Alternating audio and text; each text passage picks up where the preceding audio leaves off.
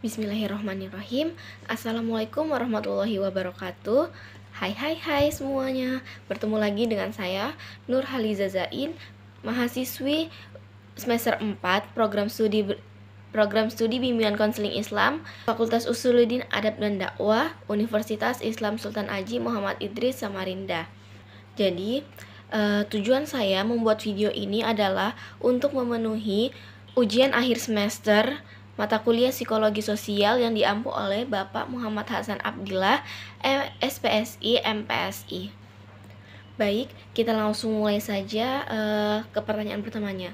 Pertanyaan nomor 1 itu, apa yang dimaksud psikologi sosial? Jadi, psikologi sosial merupakan suatu ilmu yang membicarakan atau membahas mengenai tingkah laku manusia terhadap lingkungan sosialnya atau budayanya.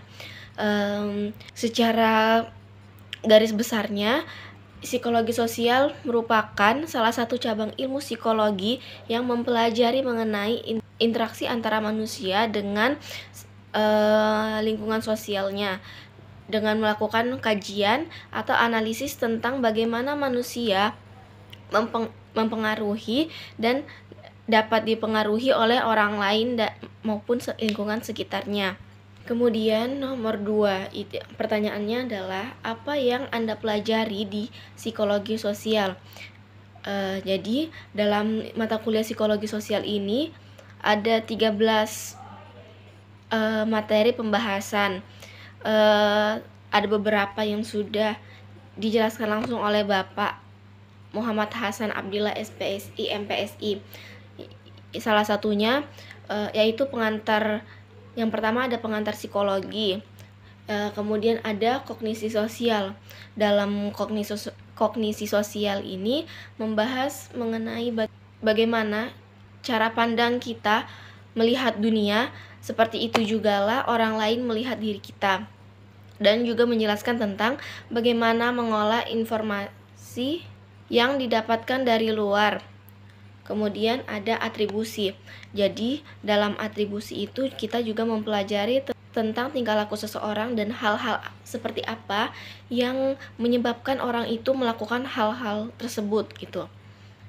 Kemudian ada identitas diri.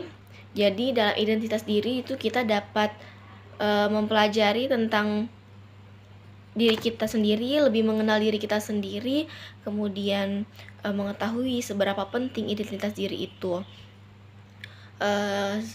Kemudian juga ada sikap dan persuasi.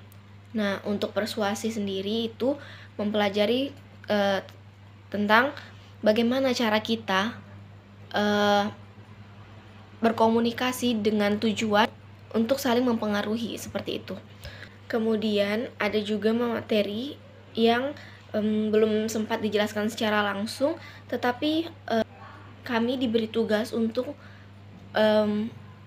mempelajari mengenai materi-materi tersebut.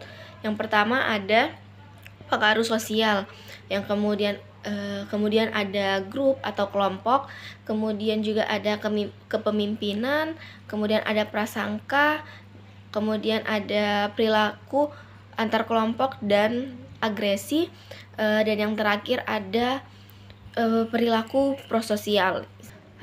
Kemudian ada pertanyaan ketiga, yaitu materi apa dalam mata kuliah psikologi sosial yang Anda sukai dan apa alasannya. Jadi dalam psikologi sosial, materi yang saya sukai adalah identitas diri. Alasannya karena dengan saya mempelajari materi identitas diri, saya jadi lebih memahami diri saya sendiri. Dan kemarin juga sempat ada tugas yang diberikan untuk mengetahui perilaku seperti apa yang harus saya pertahankan, dan perilaku seperti apa yang harus saya hilangkan, seperti itu. Dan itu juga merupakan penilaian dari orang-orang di sekitar yang berinteraksi secara langsung dengan saya. Baik, kita lanjut ke pertanyaan ketiga. Pertanyaannya adalah, materi apa di psikologi sosial yang merubah Anda, dan apa yang berubah, jelaskan, seperti itu. Jadi dalam materi psikologi sosial yang merubah saya itu, yang pertama ada identitas diri. Jadi dengan mempelajari identitas diri, saya tuh lebih mengenal lagi seperti apa diri saya. Ternyata tuh saya seperti ini loh, seperti ini. Juga berdasarkan penilaian orang sekitar.